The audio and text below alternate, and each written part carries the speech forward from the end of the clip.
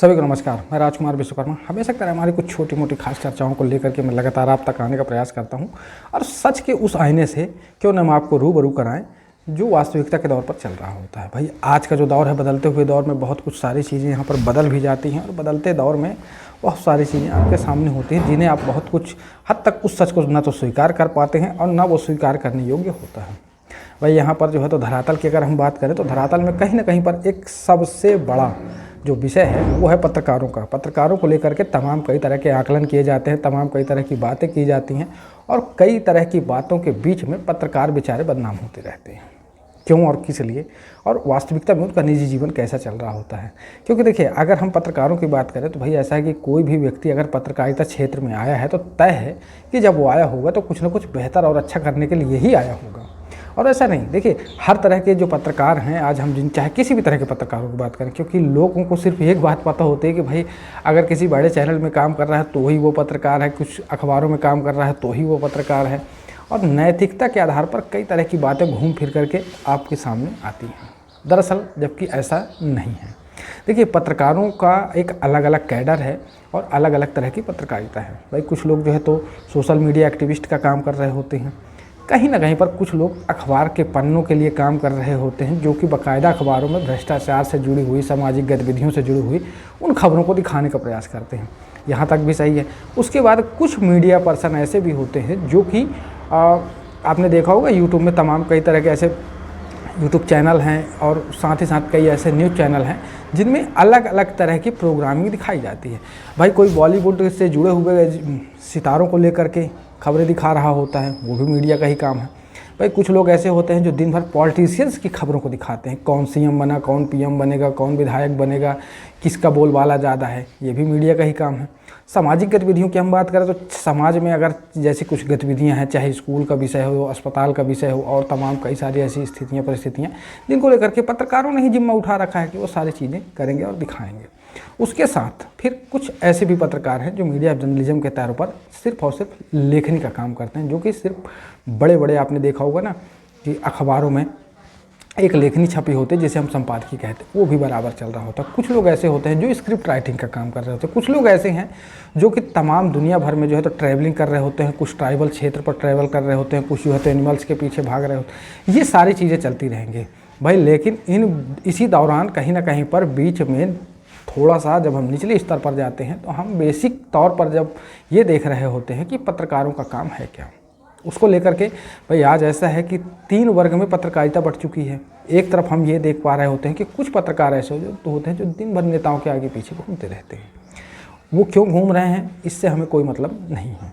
कुछ पत्रकार ऐसे हैं जो कि पार्टी लेवल से जुड़े हुए होते हैं। जैसे आप देख रहे होंगे कि आज अगर बड़े लेवल पर जो पार्टियां हैं, चाहे आम आदमी पार्टी कह लें, कांग्रेस कह लें, भारतीय जनता पार्टी कह लें, तो यहाँ पर एक एक मीडिया प्रभारी और ख़ास तौर पर इलेक्शन के टाइम पर भी ऐसा होता है कि सोशल मीडिया प्रभारी नियुक्त किए जाते हैं। क्योंकि भाई अब ऐसा है कि अगर कोई भी पार्टी है तो उसका को जो बढ़ा चढ़ा करके दिखाना है तो वो कौन दिखाएगा, तो तय है कि कुछ पत्रकारों को उनमें से लिया जाता है और उन्हें कुछ वक्त के लिए मीडिया पर्सन वहाँ पर बना दिया जाता है। तीसरी तरफ वो पत्रकार जो वास्तविकता के तौर पर सिर्फ और सिर्फ सामाजिक दृष्टिकोण को लेकर के काम कर रहे हैं, उनके लिए एक अलग तरह का एक विषय वस्तु बनता गया और साथ में बेचारे आरोप प्रत्यारोप, साथ में धमकियां और यहाँ तक कि जान से मार दिए जाते हैं। होता है, कई ऐसी घटनाएं हैं जिनको लेकर के हम देखते आए हैं, खासतौर पर इन्हीं अखबारों के माध्यम से और टीवी चैनल्स के माध्यम से। आपको याद होगा जब व्यापम घोटाले की बात उठी थी तो व्यापम घोटाले में न जाने कितने नेता और कितने पत्रकार, खासतौर पर पत्रकारों की बलि चढ़ा दी गई थी। क्योंकि अगर वो खुलासा होता तो शायद कई ऐसे दिग्गज नेताओं के नाम सामने आ सकते थे।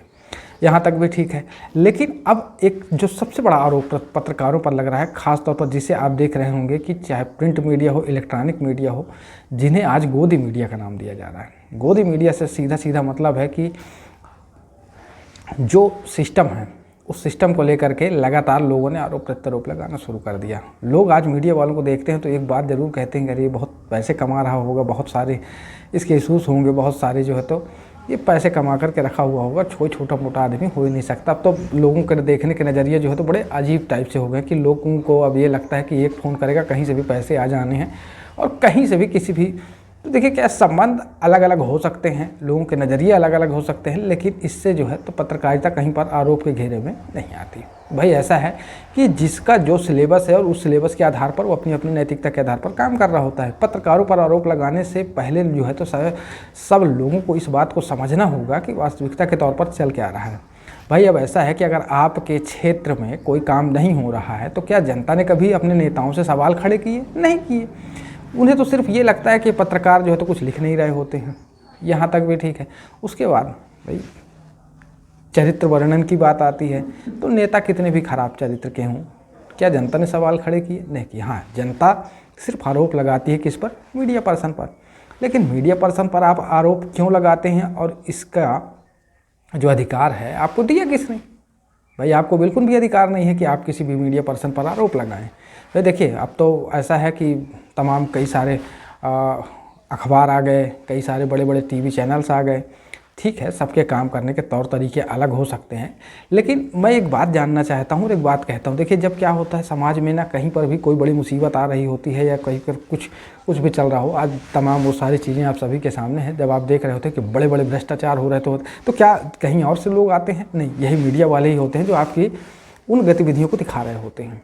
भाई लगातार अभी जैसे रेत का मुद्दा उठ रहा था, तो क्या आप आम जनमानस ने उठाया या नेताओं ने उठाया? नहीं, उसको भी उठाने वाले कहीं ना कहीं पर मीडिया वाले ही थे। भाई आपके जीवन में कोई भी अगर घटना दुर्घटना हो रही होती है, उसे भी दिखाने वाले आपके मीडिया वाले होते हैं। तो फिर आरोप प्रत्यारोप क्यों? इस बात से जनता को कोई लेना देना होता ही नहीं है, क्योंकि जनता सिर्फ जो है तो एक बात जानती है कि हमारे काम होने चाहिए। भाई इसलिए मैं ऐसा कह रहा हूँ क्योंकि देखिए हमने बहुत कुछ देखा है, और ख़ास तौर पर जब मैं 4 साल खुद किसी बैनर के लिए काम कर रहा था तब मैंने देखा। भाई होता यहाँ पर यह है कि अगर कोई एक व्यक्ति नए पत्रकारिता क्षेत्र में आता है तो उसे सबसे पहले तो लोग टारगेट करना शुरू करते हैं, और ख़ास तौर पर अगर वो तेज़ तर्रार पत्रकार है तो उसके साथ तो सबसे बड़ी दिक्कत ये होती है कि अगर उसने कहीं भ्रष्टाचार की खबरें उठा दी तो दूसरे दिन नेताओं के फ़ोन आने शुरू हो जाते हैं। उस नेता से बात नहीं बनी तो फिर ऊपर लेवल से फ़ोन आता है। यहाँ तक कि कई बार ऐसा हुआ, अभी बीच में कुछ घटनाएं ऐसी हुई थी जिनको लेकर के लोगों ने खबरें छापी। आपको याद होगा कि मध्य प्रदेश का अनूपपुर ज़िला, जहाँ पर एक भारी मात्रा में एक ऐसी घटना हुई जहाँ पर नवजात शिशुओं की मृत्यु हो रही थी। वहाँ पर कुछ अखबार वालों ने, कुछ बड़े लेवल के नेताओं यानी कि सांसद मंत्री विधायकों की जो है तो खबरें छाप दी। अब उसके खिलाफ जो है तो नोटिस किसे चली जाती है? अखबार के उस मालिक को, जो संपादक वहाँ पर बैठा हुआ है जिसका वो अखबार है, वहाँ पर नोटिस चली जा रही होती है। तो भाई यहाँ सबसे पहले सवाल तो ये उठते हैं कि पत्रकारिता स्वतंत्र कितनी है और पत्रकारों के लिए आज़ादी कितनी है। क्या आज हमारे देश में अभिव्यक्ति की आज़ादी की बात की जाती है तो क्या एक पत्रकार खुले तौर पर स्वतंत्रता से काम कर पा रहा है? नहीं कर पा रहा है, क्योंकि आरोप प्रत्यारोप के घेरे से घिरे हुए पत्रकारों के लिए जो है तो ना तो इधर ना इधर, दोनों तरफ से बेचारे मारे जा रहे होते हैं। हाँ, एक बात ज़रूर होती है कि अगर समाज में कोई ऐसी घटना दुर्घटना हो रही होती है तब लोगों को ज़रूर याद आती है कि पत्रकारों को अब बुलाया जाए। भाई नेताओं की जो बड़े बड़े प्रेस कॉन्फ्रेंस होते हैं उसमें भी आप पत्रकारों को ही बुलाया जाता है। सत्ता पक्ष हो या विपक्ष हो, वहाँ पर भी मीडिया की ही ज़रूरत होती है। भाई सामाजिक गतिविधियों को लेकर के भी मीडिया की ही ज़रूरत होती है, लेकिन आरोप प्रत्यारोप सहने वाली भी सबसे अधिक जो है तो मीडिया ही होती है। तो ये कहीं ना कहीं पर मैं इसे बहुत गलत मानता हूँ। भाई देखिए क्या है, अगर पत्रकार नहीं होते तो सोचिए कि इस क्षेत्र की, इस समाज की, इस विधानसभा क्षेत्र की, इस प्रदेश की और इस केंद्र की स्थिति क्या होती। आज तो हालांकि बहुत सारे मायने बदल चुके हैं, मैं ऐसा नहीं कि हर किसी को ये कहूँ कि हर कोई ईमानदार है, लेकिन हाँ आज भी जो है तो 25 से 30% ऐसे रिपोर्टर हैं जो वाकई में जो है तो गंभीरता से काम कर रहे होते हैं, और बाकी जो हमने कहा ना कि 30%, और उस 30% के बाद जो 70 वाले हैं तो उनमें देखिए क्या है कि तरह तरह के कैडर हैं, उनके अलग अलग एनालिसिस हैं, उनके अलग अलग काम हैं, उनके काम करने के नज़रिए हैं, उनका अलग अलग डिवाइडेशन है, वो उस आधार पर काम करते हैं। भाई कुछ लोगों को ये अच्छा लगता है कि मैं सोशल मीडिया के बारे में जानकारियाँ निकाल करके लाऊं। होता है ना, जैसे कई बार जो है तो साइबर सेल के मामले आपके सामने आ रहे होते हैं, फ्रॉडनेस के मामले आ रहे होते हैं, उनको लेकर वो काम कर रहे होते हैं, क्योंकि देखिए हर किसी की वैल्यू और उनका रिसर्च करने के जो तरीके हैं वो बहुत अलग अलग तरीके के होते हैं, इसलिए उनकी वैल्यूएशन अलग होती है। भाई कुछ लोग ऐसे होते हैं जो सिर्फ और सिर्फ पॉलिटिशियंस के बीच में अपना समय देना चाहते हैं। सपोज जैसे आपने देखा होगा कई ऐसे बड़े पत्रकार हैं जो सिर्फ और सिर्फ पूरा उनका जो समय है वो विधानसभा क्षेत्र के आसपास, मतलब जो आपका विधानसभा सत्र जहाँ पर चल रहा होता है, जिसे हम विधानसभा कहते हैं, और लोकसभा जो कि केंद्र में, तो वहाँ पर आसपास ऐसे लोग होते हैं जो कि सिर्फ और सिर्फ पॉलिटिशियंस की न्यूज़ को कवरेज करके ला रहे होते हैं और उनको ही बेस बनाते हैं उनके आधार पर। क्योंकि अगर आपके निजी जीवन की हम बात करें तो अगर आप एक न्यूज़ चैनल खोल करके देख रहे हैं तो उस न्यूज़ चैनल में तय है कि आपको स्पोर्ट की जानकारी भी चाहिए, फिल्म इंडस्ट्री की भी जानकारी चाहिए, मीडिया की भी जानकारी चाहिए, सोशल मीडिया की भी जानकारी चाहिए, क्षेत्र से जुड़ी गतिविधियों की भी जानकारी चाहिए और हर तरह की जानकारियाँ आपको चाहिए होती हैं। तो वो कौन ला करके देगा? वो तो पत्रकारों का ही काम होता है। पत्रकारों के काम करने का तौर तरीके अलग हो सकते हैं, लेकिन पत्रकारों पर आरोप प्रत्यारोप लगाने का अधिकार आप में से किसी को भी नहीं है। भाई वास्तविकता के तौर पर कुछ लोगों ने यहाँ तक आरोप लगाया कि पत्रकार लेन देन के मामले में ज़्यादा आगे होते हैं। मैं बिल्कुल इस बात को नहीं स्वीकारता, क्योंकि देखिए एक सीधी सी बात है, कोई भी व्यक्ति जानबूझ करके अपनी बदनामी नहीं लेना चाहेगा। हाँ, ये बात अलग है कि भाई कुछ लोगों के जो विज्ञापन हैं, टेंडर नोटिस वगैरह तमाम जो है तो अलग अलग तरीके होते हैं, क्योंकि पेड न्यूज़ का भी एक अलग सिस्टम है। तो तय है भाई, अगर पेड न्यूज़ के सिस्टम है तो उसमें पैसे तो लगने ही हैं। तो मीडिया का जो काम है, उस मीडिया के काम को हम डाइवर्टेड कर सकते हैं। उससे हम ये मान के चले कि तौर तरीके अलग अलग हो सकते हैं, विभाग अलग अलग हो सकते हैं, क्योंकि हर तरह की जो कहानियाँ हैं वो एक ही व्यक्ति नहीं लिख सकता और ना ही उस एक व्यक्ति के आधार पर यह तय होता है कि वो सब कुछ जो है तो अपने हिसाब से कर लेगा, क्योंकि सबके काम करने के तौर तरीके अलग अलग होते हैं। भाई कुछ जैसे हम जब एजुकेशन लाइफ में होते हैं और एजुकेशन सिस्टम पर हम फॉलो कर रहे होते हैं तो हम देखते हैं ना, लोग अलग अलग तरह के होते हैं, अलग अलग स्टूडेंट होते हैं, अलग अलग पढ़ाने वाले शिक्षक होते हैं, अलग अलग प्रोफेसर्स होते हैं। भाई कोई हिंदी के मामले, कोई हिंदी पढ़ाने का प्रोफेसर होता है, तो कोई अंग्रेजी का प्रोफेसर है, तो कोई फिजिक्स का प्रोफेसर है, कोई केमिस्ट्री का है। तो सभी के काम करने के तौर तरीके अलग हो सकते हैं। इसलिए देखिए, थोड़ा सा आप अपने नज़रिए को बदलिए। भाई सबसे पहली बात तो मैं ये कहूँगा कि अगर आप समाज में रहते हैं तो समाज में रहने की नैतिकता आपकी सिर्फ इतनी सी बनती है कि सबसे पहले आप तो आवाज़ उठाइए, आपके पीछे तो फिर 100 मीडिया वाले खड़े हैं। यहाँ पर ऐसा नहीं होता। लोग दबी कुचली बातें करते हैं और लोगों को ये डर बना होता कि मेरा नाम नहीं आना चाहिए। भाई सीधी सी बात है, अगर आपके क्षेत्र की गतिविधियां हैं, जब आप स्वयं नहीं आवाज़ उठा सकते और जिस नेता को आपने चुना है, जिसे 5 साल के लिए आपने कुर्सी में बैठाया, जब आप उससे खुद सवाल नहीं कर सकते तो मीडिया वालों का क्या दोष है?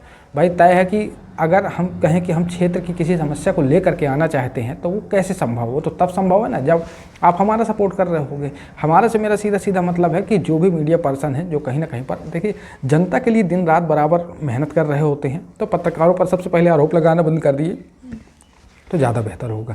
भाई ऐसा है कि अगर पत्रकारिता जगत से लोग जुड़े हुए हैं, आज बड़े बड़े चैनल चल रहे हैं, तो कहीं ना कहीं पर सबकी अलग अलग गतिविधियाँ हैं। और एक बात बताइए मुझे, क्योंकि हम आज कई तरह की बातों को आप सभी के सामने रखने वाले हैं। भाई एक बात बताइए, आप एक व्यापारी को देख लीजिए जो व्यापार करता है, तो क्या वो अपना व्यापार घाटे के लिए कर रहा होता है? नहीं। भाई मीडिया भी उसी तरह से जो है अपनी एक कंपनी बनाती है और कंपनी के आधार पर भाई उसे एडवर्टाइजमेंट्स भी चाहिए, कई तरह की चीज़ें चाहिए, उसको स्टाफ को सैलरी देना है, कई सारी चीज़ें हैं। तो वो तो कहीं ना कहीं पर सरकार से उम्मीद लगा करके बैठता है। हाँ, काम करने के तौर तरीके ये अलग हो सकते हैं। भाई एक मीडिया पर्सन ये दिखा रहा होता है कि गवर्नमेंट ने इन योजनाओं को लॉन्च किया है और ये जनता के लिए बेहतर हो सकती है। हाँ, दूसरा मीडिया पर्सन क्या करता है, वो इस बात को दिखा रहा होता है कि गवर्नमेंट ने इतनी सारी योजनाओं को लॉन्च किया और वो धरातल तक नहीं पहुँच पा रही हैं।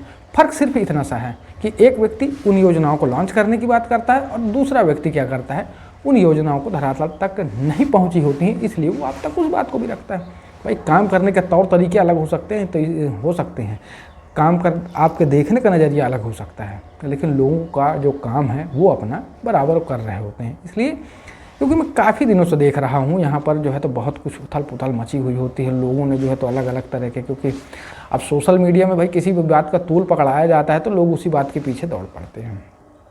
भाई मैं तो ये कहता हूँ कि अगर आप कुछ गलतियाँ करेंगे ही नहीं तो तय है पत्रकारों को भी कोई शौक़ नहीं लगा होता है कि वो आपके खिलाफ़ खबरें दिखाएँ, चाहे भ्रष्टाचार की हों, सामाजिक जीवन से जुड़ी हुई हों या फिर कोई भी ऐसी गतिविधि। तो उसको लेकर के मैं सबसे पहले तो आप लोगों से ये कहूँगा कि आप अपना नज़रिया बदलिए। और दूसरी बात, कई बार ये होता है ना कि यहाँ पर लोगों ने आरोप लगाना शुरू किए कि भाई ये लेन देन में जो है तो ये माहिर होते हैं, वो माहिर होते, भाई आप देना बंद कर दीजिए, वो क्यों लेंगे आपसे, क्या आपसे कोई मांगने जाता है?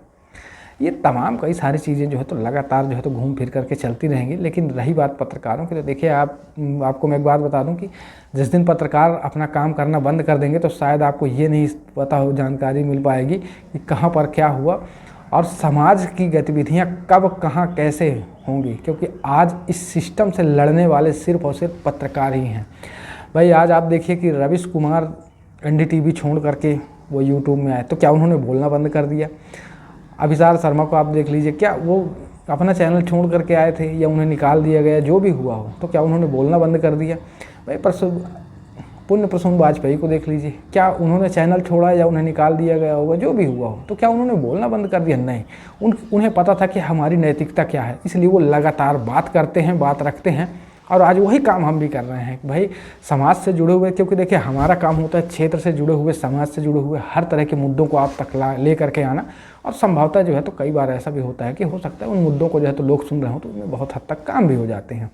तो इसलिए हम सिर्फ और सिर्फ इतनी सी कल्पना करके चलते हैं कि भाई अगर हमें समाज को बेहतर बनाना है तो ये हमारे साथ जो पत्रकार हैं, उन पत्रकार लोगों की देखिए सबसे पहले तो इज्जत करना सीख लीजिए आप। क्या होता है, कई बार हमने देखा कि सोशल मीडिया के माध्यम से लोग धज्जियाँ उड़ा रहे होते हैं, अलूल जलूल बातें लिख रहे होते हैं। क्या मिलता है इससे? लास्ट में कहीं ऐसा भी होता है कि अंत में वही जिस शख्स के खिलाफ आप लिख रहे होते हैं वही शख्स आपके साथ खड़ा होता है हर उस पायदान पर, जब आप बहुत बड़ी मुसीबत में होते हैं।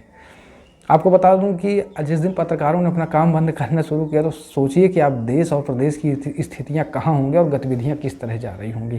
क्योंकि अगर आज बहुत कुछ हद तक अगर नेता कंट्रोल में है और सिस्टम कंट्रोल में है तो वो मीडिया की वजह से है, वरना अगर जिस दिन मीडिया काम करना बंद कर दे तो सारी चीज़ें अनकंट्रोल हो जाएंगी। और अनकंट्रोल होने के साथ साथ आपको शायद पता नहीं होगा कि स्थितियाँ किस ओर जा रही होंगी, ना आपकी कोई सुनने वाला होगा। और इसका जो सबसे बड़ा जीता जागता उदाहरण है वो देश की आज़ादी के पहले का समय एक बार ज़रूर याद करिएगा कि तब क्या स्थिति थी।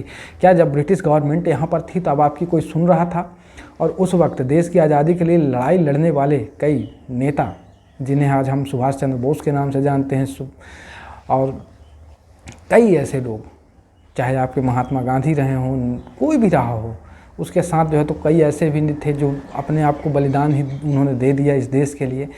तो उस समय पर क्या स्थितियां थी, उन्हें कौन उस वक्त याद कर रहा था? लेकिन आज जब देश को आज़ादी मिली और देश की आज़ादी के 75वें 76वें वर्ष में हम जब चल रहे होते हैं, तब आज हम उनके इतिहास को याद करते हैं कि उन लोगों ने क्या किया था। कहीं ना कहीं पर रिसोर्स ऑफ मीडिया अपना काम कर रही थी, लोगों ने बहुत कुछ खोज करके लाया, तब आज आप ये सारी चीज़ें देख रहे होंगे, चाहे आप गूगल के माध्यम से देखें, चाहे अखबारों के माध्यम से देखें, और चाहे किसी भी माध्यम से देखें। तो देखिए क्या है, समाज को सही करने का, सही दिशा दिखाने का ये सारा काम मीडिया का होता है। लेकिन क्या समाज का कोई दृष्टिकोण नहीं बनता, उनकी क्या नैतिकता नहीं बनती कि हमें क्या करना चाहिए? भाई आपको जिनसे सवाल पूछने चाहिए आप उनसे कभी नहीं पूछते, लेकिन आरोप प्रत्यारोप के घेरे में हमेशा मीडिया को ला देते हैं। हाँ, ये बात अलग है कि आज प्रेस की आज़ादी कितनी रह गई है ये हम देख रहे होते हैं, और इसका जीता जागता उदाहरण जो है तो कई सारे ऐसे उदाहरण थे जिनको मैं नाम नहीं लूँगा। भाई आपने देखा होगा व्यापम घोटाला हो रहा था, उस समय कितने पत्रकारों को मार दिया गया। अभी हाल फिलहाल कुछ वर्षों पहले जो है तो उमरिया ज़िले की एक घटना हुई थी जिसमें चंद्रिका राय की हत्या कर दी जाती है। बालाघाट ज़िले की मैं बात करूं तो वहां पर एक पत्रकार को जिंदा जला दिया जाता है। और भी कई ऐसी जगहें पर जहां पर पत्रकारों को बिना मतलब पीट दिया जाता है, सिर्फ इसलिए क्योंकि उन नेताओं की उस सच्चाई को दिखा रहा होता है। और सच दिखाने के बाद जो है तो नेताओं को सच बर्दाश्त नहीं होता, तो उसके बाद उसकी वो स्थिति कर देते हैं कि बेचारा किसी काबिल नहीं रह जाता है। यहाँ तक कि साथ ही साथ उसकी अखबार की एजेंसियाँ छीन ली जाती हैं, और साथ ही साथ किसी अगर बड़े चैनल में काम कर रहा होता है तो उस एजेंसी को भी छीन लिया जाता है। तो ये स्थितियां हैं, और कई तरह की विडंबनाएं और भी हैं, ऐसी बातें हैं जिनको लेकर के मैं अगर आप सब तक रखना भी चाहूँ तो शायद बड़ा लंबा समय लग जाएगा, और बहुत समय लगने के साथ साथ जो है तो आप इतनी बड़ी वीडियो देखेंगे भी नहीं। तो मैं तो यहाँ पर छोटी सी बात रखना चाहूँगा कि रिस्पॉन्सिबिलिटी नाम की कोई चीज़ होती है, ज़रा उसे समझिए और पत्रकारों को पत्रकारों का काम करने दीजिए, क्योंकि आपको कल्पना करनी होगी और नहीं कर पा रहे हैं तो मुझे लगता है वो दिन दूर नहीं है जब लोग पत्रकारिता से दूर भाग रहे होंगे। आज भले ही संख्या जो है तो धीरे धीरे बढ़ती जा रही है पत्रकारों की, लेकिन आने वाले समय में शायद ऐसा नहीं होगा। तो चलिए ऐसी कुछ छोटी खास चर्चाओं के साथ जो है तो हम लगातार आप तक जुड़े रहेंगे। तो ज़रा इसके बाद फिर अगली कड़ी में हमारी मुलाकात होगी, तो इसके साथ नमस्कार, और अगली बार फिर से कुछ ऐसे ही हमारे इस छोटे से YouTube चैनल को सब्सक्राइब करना ना भूलें। ऑफिशियल पब्लिक व्यू, क्योंकि ये मेरा पर्सनल YouTube चैनल है, और इस पर्सनल YouTube चैनल पे मैं सिर्फ अपनी बातें रखता हूँ, और बहुत हद तक जो है तो जितना मैं क्षेत्र में भ्रमण करता हूँ उसकी स्थितियाँ देखता हूँ, उसके बाद जो है तो आप तक ये सारी बातें रख रहा होता हूँ।